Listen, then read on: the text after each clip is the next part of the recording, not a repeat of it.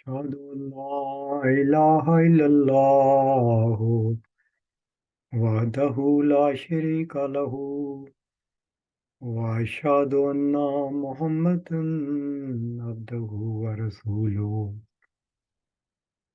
أما بعد فأعوذ بالله من الشيطان الرجيم بسم الله الرحمن الرحيم الحمد لله رب العالمين الرحمن الرحيم مالك يوم الدين إياك نعبد وإياك نستعين اهدنا الصراط المستقيم صراط الذين أنعمت عليهم غير المغضوب عليهم ولا الضالين آمین 20 فروری 1886 کی پیش گوئی کا تقابلی جائزہ پیش کیا جا رہا ہے، اور گزشتہ خطبہ میں یہ بیان کیا گیا تھا کہ اللہ تعالیٰ کی سنت جو قرآن کریم میں بیان کی گئی ہے وہ یہ ہے کہ ہر مامور من اللہ کا تمسخر کیا جاتا ہے، استہزاء کیا جاتا ہے۔ جب اس معیار پر پرکھتے ہیں تو یہ معیار مرزا بشیر الدین صاحب پر نہیں پورا ہوتا تھا۔ ان کو مبارکیں دی گئیں، پھولوں کے ہار چڑھائے گئے، یہ اللہ کی سنت کے خلاف ہے جو قرآن میں بیان کی گئی ہے۔ آج میں اسی ضمن میں ایک اور چیز سامنے رکھتا ہوں۔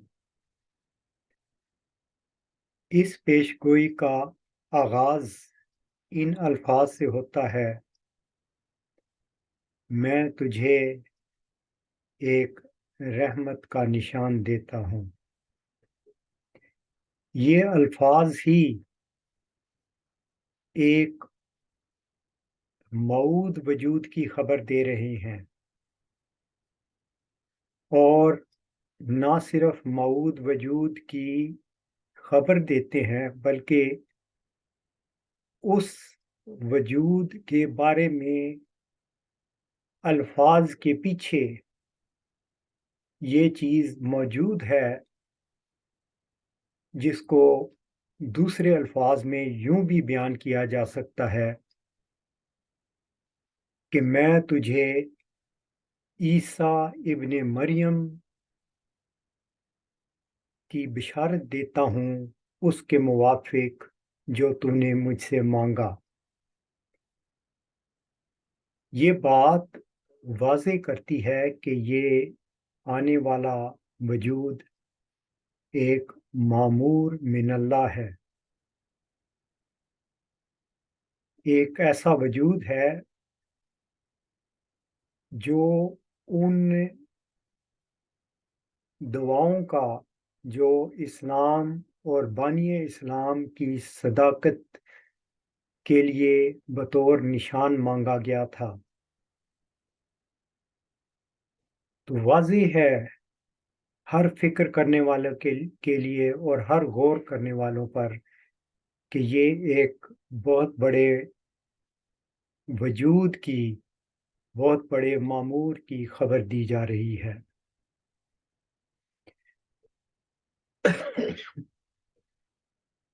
اس کے علاوہ ہم وہ تمام الہامات جو اس ضمن میں حضرت مرزا غلام احمد قادیانی علیہ السلام پر ہوئے، ان کو یکجا کر کے دیکھیں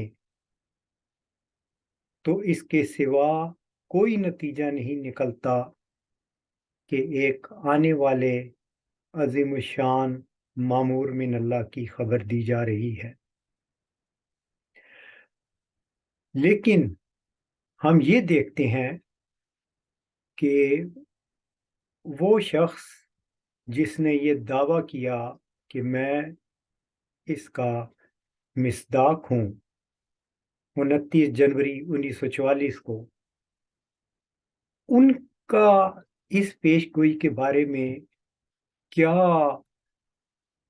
گمان تھا، کیا خیال تھا، کیا رائے رکھتے تھے؟ وہ اپنے ایک خطبہ میں جو 7 جولائی 1939 کو انہوں نے دیا اور الفضل 2 اگست 1939 کے شمارہ میں شائع ہوا، اس میں وہ بیان کرتے ہیں، میرے نزدیک مسلح موعود کی پیش گوئی چونکہ معمور کے متعلق نہیں بلکہ غیر معمور کے متعلق ہے، اس لیے وہ ان پیش گوئیوں میں داخل ہی نہیں جس میں دعوے کی ضرورت ہو۔ میرا یہ مطلب نہیں کہ یہ پیش گوئی مجھ پر چسپاں نہیں ہوتی، بلکہ مطلب یہ ہے کہ جب کوئی پیش گوئی کسی معمور کے متعلق نہ ہو تو اس میں دعوے کی ضرورت نہیں ہوتی۔ اب سوال یہ ہے کہ انہوں نے یہ کہاں سے نتیجہ نکال لیا کہ یہ پیش گوئی معمور من اللہ کے متعلق نہیں ہے؟ جیسا کہ اوپر میں نے عرض کیا ہے کہ یہ پیش گوئی ہے ہی ایک عظیم الشان معمور کے بارے میں تجھے ایک رحمت کا نشان دیتا ہوں، یہ عظیم الشان خبر ہے، میں تجھے عیسیٰ ابن مریم کی خبر دیتا ہوں۔ تو مرزا بشیر الدین محمود صاحب کا یہ بیان درست نہیں ہے، اور پھر خود ان کا اپنا طریقہ کار یہ رہا کہ 5 سال بعد پھر دعویٰ بھی کر دیا اور دعوے کی ضرورت بھی پیش آ گئی، یعنی ان کا موقف ڈولتا رہتا ہے، کسی موقف پہ قائم نہیں۔ سوال یہ کیا جا سکتا ہے کہ آپ تو یہ کہا کرتے تھے کہ یہ پیش گوئی معمور کے متعلق نہیں جس میں دعوے کی ضرورت نہیں، تو اب 1944 میں دعویٰ پھر کیوں کر دیا؟ کون ہے جو ان چیزوں کا جواب دے؟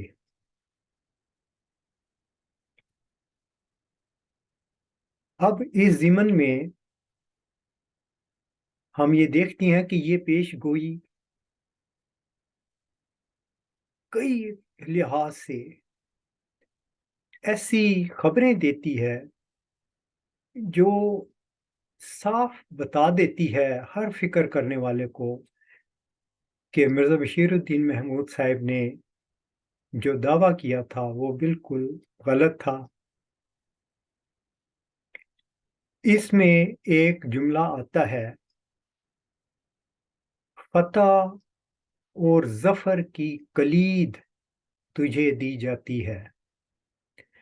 اب یہ جملہ غور کر کے دیکھیں کہ کتنی عظیم الشان پیش گوئی، غیب کی خبر مرزا صاحب کو اللہ تعالیٰ دے رہا ہے کہ وہ جو آنے والا وجود ہے اس کے ساتھ یا اس کے پاس فتح اور کامیابی کی چابی ہے۔ اب اس چیز کو پرکھ کے دیکھیں کہ کیا مرزا بشیر الدین محمود صاحب نے کوئی ایسی چابی پیش کی؟ کون سی فتح اور ظفر کی کلید ان کو ملی تھی؟ ان کی زندگی کی مضامین، تحریرات، خطبات دیکھیں اور وہاں سے فتح اور ظفر کی کلید ڈھونڈنے کی کوشش کریں تو کوئی چابی آپ کو نہیں ملے گی۔ میرا کہنے کا یہ مطلب ہے کہ چونکہ وہ اس کا مصداق نہیں تھے، اس پیش گوئی کا، لہذا ان کو اس کی حقیقت کا بھی علم نہیں تھا۔ بالکل اس معاملے میں وہ لا علم تھے۔ اللہ نے اس پیش گوئی میں ایسی باتیں رکھ دی تھیں جن کو وہی شخص کھول سکتا تھا جو اس پیش گوئی کا مصداق ہونا تھا۔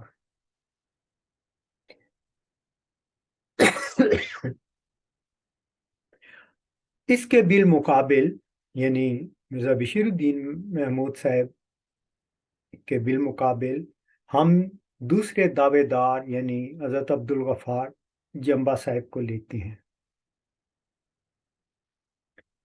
اب ہم دیکھتے ہیں کہ انہوں نے فتح اور ظفر کی کلید کیا چیز پیش کی۔ آپ نے فتح اور ظفر کی کلید یہ پیش کی کہ خدا نے مجھے الہاماً بتایا ہے ورچو از گاڈ، نیکی خدا ہے، اور اس ورچو یا نیکی کی مزید وضاحت اللہ نے الہامی طور پر یہ دی کہ اللہ کی ہستی سپریم الٹیمیٹ یونیورسل ٹروتھ ہے۔ یہ وہ علم ہے جو آپ کو دیا گیا تھا۔ اس ضمن میں یہ بیان کرنا موقع اور محل کے مطابق ہوگا کہ ہم حضرت نوح علیہ السلام سے لے کر مرزا صاحب کے دور تک ایک چیز دیکھتے ہیں کہ ان سب مامور من اللہ نے یہ قوم کو میسج دیا، یا قوم عبد اللہ، اے قوم اللہ کی عبادت کرو، اور اللہ کی ہستی کے بارے میں دلیل کے طور پر جو چیزیں قرآن کے مطالعہ سے ہمیں ملتی ہیں وہ یہ ہیں کہ ان تمام مامور من اللہ نے قبولیت دعا، معجزات، پیش گوئیاں اور دیگر کرامات کے ذریعے سے اللہ تعالیٰ کی ہستی کا ثبوت اپنی قوم کو دیا۔ مگر جب ہم یہاں پر آتے ہیں اس زمانے میں، تو مرزا صاحب کو اللہ تعالیٰ نے غیب سے یہ خبر دی تھی کہ آنے والا علوم ظاہری اور باطنی سے پر ہوگا، یہ علوم اس کو دیے جائیں گے۔ تو یہ فتح اور ظفر کی کلید جو آپ کو دی گئی، virtue is God, supreme ultimate universal truth, یہ اللہ تعالیٰ کی ہستی کی یا اس کی ماہیت کی علمی دلیل ہے۔ اور جہاں تک میں نے اس کو سمجھنے کی کوشش کی ہے، میں یہ سمجھتا ہوں کہ اسی پیش گوئی میں اس کلید کو ظاہر کیا گیا ان الفاظ سے، مظہر الاول والآخر مظہر الحق والعلا کأن اللہ نزل من السماء، کہ وہ اول و آخر کا مظہر ہوگا، وہ حق اور اعلیٰ کا مظہر ہوگا، گویا خدا آسمان سے نازل ہوا۔ اب یہ چیز غور کرنے کی قابل ہے کہ خدا آسمان سے نازل ہوا، اس کا مفہوم کیا ہے؟ اس کا مفہوم یہی ہے جو عبارت میں پیچھے موجود ہے کہ وہ مظہر الاول والآخر ہوگا اور حق اور اعلیٰ کا مظہر ہوگا۔ اللہ تعالیٰ کی ماہیت اس میں پوشیدہ ہے، اور یہ وہی الفاظ ہیں جو ورچو کے اندر چھپے ہوئے ہیں۔ ورچو مرکب ہے، the first and the last اس کا، اور ظاہر اور باطن کا بھی۔ اب ہم جب قرآن کریم کی طرف جاتے ہیں تو وہاں پر ہمیں یہ دلیل ملتی ہے جو سورۃ الحدید میں ہے، جو میں آپ کے سامنے پیش کرتا ہوں۔ قرآن کریم میں آتا ہے هو الاول والآخر والظاہر والباطن وهو بكل شيء علیم، هو الذي خلق السماوات والارض في 6 أيام ثم استوى على العرش یعلم ما یالج فی الارض وما یخرج منها وما ینزل من السماء وما یعرج فیها وهو معکم اینما کنتم واللہ بما تعملون بصیر۔ اس کا ترجمہ یہ ہے، وہ اول بھی ہے، وہ آخر بھی، اور ظاہر بھی اور باطن بھی، اور وہ ہر چیز کو جانتا ہے۔ اس نے آسمانوں اور زمین کو 6 وقتوں میں پیدا کیا، پھر عرش پر قائم ہو گیا۔ وہ اسے بھی جانتا ہے جو زمین میں داخل ہوتا ہے، اور اسے بھی جو اس سے نکلتا ہے، اور اسے بھی جو آسمان سے اترتا ہے، اور اسے بھی جو اس کی طرف چڑھتا ہے، یعنی آسمان کی طرف۔ تم جہاں بھی جاؤ وہ تمہارے ساتھ رہتا ہے، اور اللہ تمہارے اعمال سے خوب واقف ہے۔ یہاں پر اللہ تعالیٰ نے رسول کریم صلی اللہ علیہ وسلم کو اپنی ماہیت کی خبر دی تھی کہ میں اول و آخر اور ظاہر و باطن ہوں، ایک ہی وقت میں ان چاروں صفات کا مظہر ہوں۔ کائنات میں کوئی چیز بھی اگر اول ہے تو آخر نہیں، ظاہر ہے تو باطن نہیں۔ اللہ کی ہستی بیک وقت ان صفات پر مشتمل ہے، یہ اس کی ماہیت ہے۔ اور اللہ تعالیٰ نے فتح اور ظفر کی کلید جس وجود کو بخشنی تھی، اس نے ہی اس کی وضاحت کرنی تھی، اور یہ اسی پیش گوئی میں مذکور تھا کہ وہ مظہر الاول والآخر ہوگا۔ اس کے بارے میں جمبا صاحب کی کتاب ورچو از گاڈ، اس کا مطالعہ کر کے دیکھا جائے تو اس میں اس کی تفصیل موجود ہے۔ میں اس وقت ایک مختصر طور پر بات کرنے کے لیے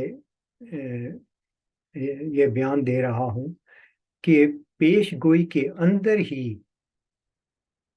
یہ چیز موجود تھی کہ کون سی فتح اور ظفر کی کلید دی جائے گی، اور میرا مقصد صرف یہ بتانا ہے کہ جو پہلے دعوے دار تھے ان کی زندگی کے سارے خطبات، تحریرات، مضامین کہیں سے بھی آپ کو کوئی یہ پیغام نہیں ملے گا، یہ انفارمیشن نہیں ملے گی کہ وہ کس طرح مظہر الاول والآخر تھے، کس طرح مظہر الحق والاعلیٰ تھے، اس لیے کہ وہ تھے ہی نہیں۔ تو تقابلی جائزہ لیتے ہوئے ہمیں یہ چیز صاف نظر آتی ہے کہ ایک شخص جس نے پہلے دعویٰ کیا وہ اس کا مصداق نہیں تھا، اور آج کے زمانہ میں حضرت عبدالغفار نے جو دعویٰ کیا وہ پیش گوئی کے عین مطابق ہے۔ یہاں پر میں ضمناً ایک اور بات بھی عرض کرنا چاہتا ہوں کہ مرزا بشیر الدین محمود صاحب کس بنیاد پر یہ کہتے ہیں کہ یہ پیش گوئی معمور من اللہ کے متعلق نہیں ہے؟ ان سے یعنی اب ان کی ماننے والے جو ان کو مسلم موت سمجھتی ہیں، ان سے یہ سوال پوچھا جائے کہ کس وجہ سے مرزا غلام احمد قادیانی علیہ السلام معمور من اللہ ہیں، کس بنیاد پر آپ مانتے ہیں؟ تو چند احادیث اور ایک دو آیات قرآن کی، اس کے علاوہ آپ کیا پیش کریں گے؟ اسی طرح جب آپ ان کو معمور من اللہ مانتے ہیں تو آپ آنے والے کو اسی پیمانے پہ پرکھ کر دیکھیں، اور اسی پیمانے پہ مرزا بشیر الدین صاحب کو پرکھ کے دیکھ لیں تو ڈھونڈنے والے کو تو سچائی مل جائے گی۔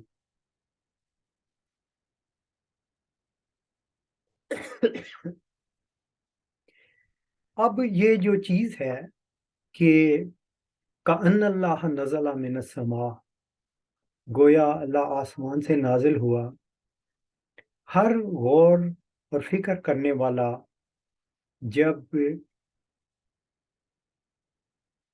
خالق اور مخلوق کی صفات کا علم حاصل کرے گا تو اس پر یہ چیز عیاں ہو جائے گی کہ کائنات میں ہر چیز اول، آخر اور ظاہر اور باطن الگ الگ طور پر ہے۔ اگر وہ اول ہے تو آخر نہیں، ظاہر ہے تو باطن نہیں۔ یہ مخلوق کے ساتھ یہ چیز لگی ہوئی ہے، مگر اسی غور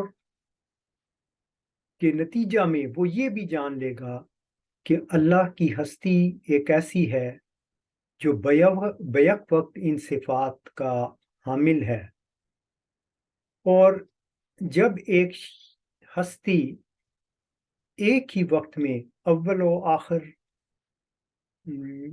کی حامل ہوگی تو اس میں ہمیشگی آئے گی، کیونکہ اس میں تغیر نہیں ہوگا۔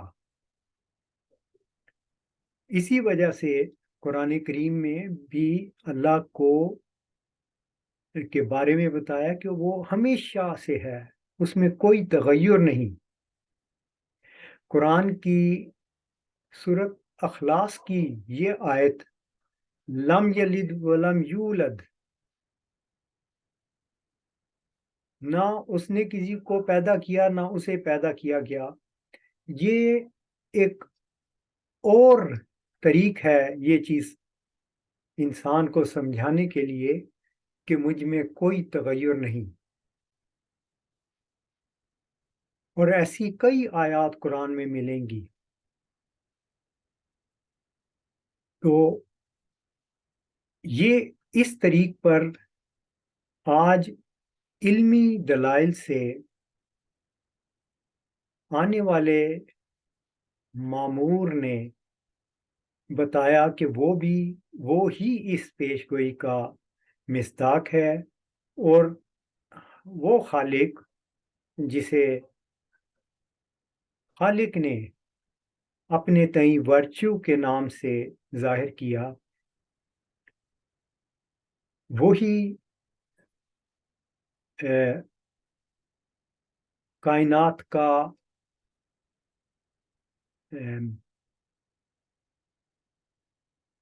سمد وجود ہے کہ ساری مخلوق اس پہ ڈپینڈ کر رہی ہے اور وہ انڈیپینڈنٹ ہے اور اس میں کوئی تغیر نہیں، تو آنے والے وجود کو یہ فتح اور ظفر کی کلید دی گئی تھی۔ اب اسی چیز کے بارے میں کأن اللہ نزل من السماء، ہم خدا کی یا خالق کی یا ورچو کی ماہیت ان الفاظ میں بھی دیکھتے ہیں۔ قرآن کریم میں آتا ہے وَهُوَ مَعَكُمْ أَيْنَمَا كُنْتُمْ، وہ تمہارے ساتھ ہوتا ہے تم جہاں کہیں بھی ہوتے ہو۔ یہ ہے وہی خالق کہ ہر چیز پر محیط ہے وہ۔ یہ معمولی بات نہیں ہے، بلکہ یہ جب انسان اس پہ غور کرتا ہے تو بہت سے نتائج اس کے نکلتے ہیں۔ میں ایک سادہ سی بات آپ کے سامنے رکھ دیتا ہوں۔ یہ جو مسیح کے بارے میں کہا جاتا ہے کہ وہ کاسر صلیب ہوگا، اور ہم یہ دیکھتے ہیں کہ مرزا صاحب بھی کاسر صلیب تھے، انہوں نے دلائل کی روح سے تثلیث کو توڑ کے رکھ دیا تھا، ان کے عقیدوں کو جڑ سے اکھیڑ دیا تھا۔ اور آج اس زمانہ میں انہی دلائل کی روح سے فتح اور ظفر کی کلید ورچو از گاڈ کے ذریعے سے بھی کسر صلیب ہو جاتا ہے۔ کس طرح؟ اس وجہ سے کہ وہ خدا تو ہمارے پاس موجود ہے، وَهُوَ مَعَكُمْ أَيْنَمَا كُنْتُمْ۔ تو حضرت عیسیٰ علیہ السلام جو موسوی امت میں آئے تھے، وہ کہاں چلے گئے تھے؟ آسمان کیا چیز ہے؟ خدا تو جس طرح آج بھی ہر ایک مخلوق کے ساتھ ہے، وَهُوَ مَعَكُمْ أَيْنَمَا كُنْتُمْ، ایسے ہی وہ حضرت عیسیٰ علیہ السلام کے ساتھ تھا۔ تو وہ کہاں چلے گئے تھے؟ کدھر ان کو کیا بتایا گیا تھا کہ خدا کہاں موجود ہے؟ وہ خدا تو ان کے پاس تھا۔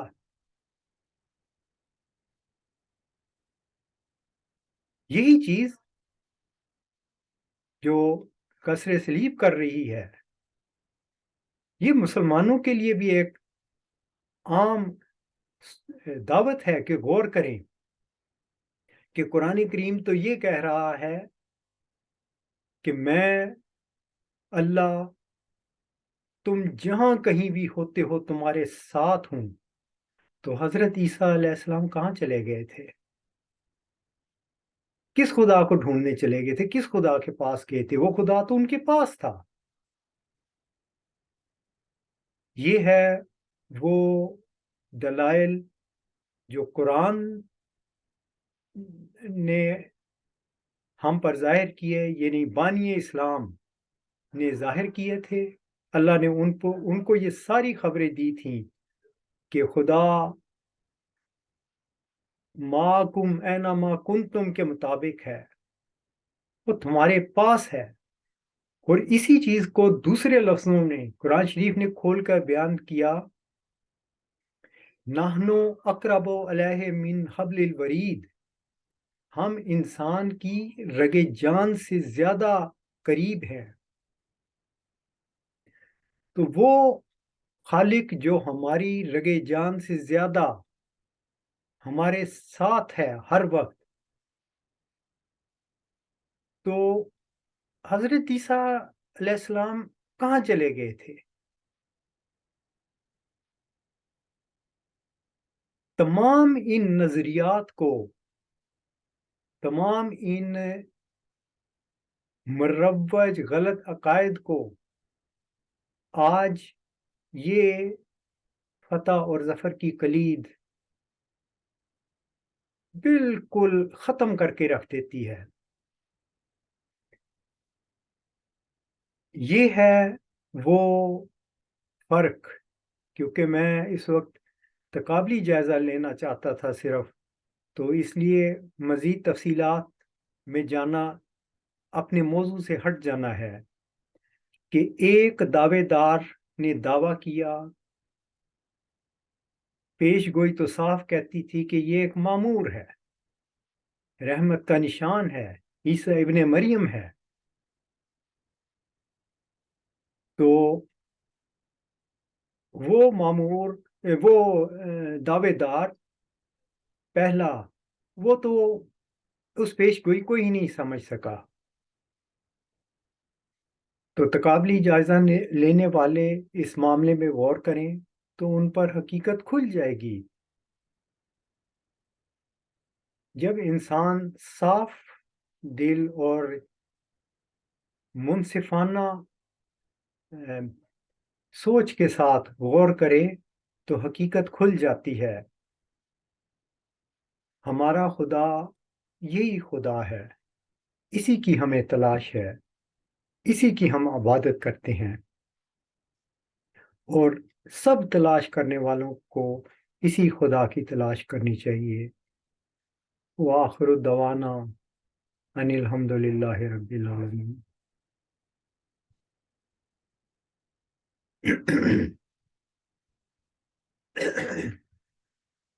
الحمد لله نحمده ونستعينه ونستغفره ونؤمن به ونتوكل عليه ونعوذ بالله من شرور أنفسنا ومن سيئات أعمالنا، من يهد الله فلا مضل له ومن يضلله فلا هادي له، ونشهد أن لا إله إلا الله ونشهد أن محمدا عبده ورسوله۔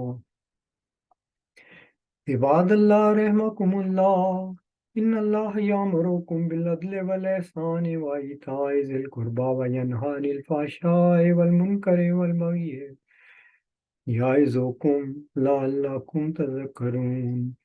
اذکروا اللہ یذکرکم وادعوہ یستجب لکم ولذکر اللہ اکبر۔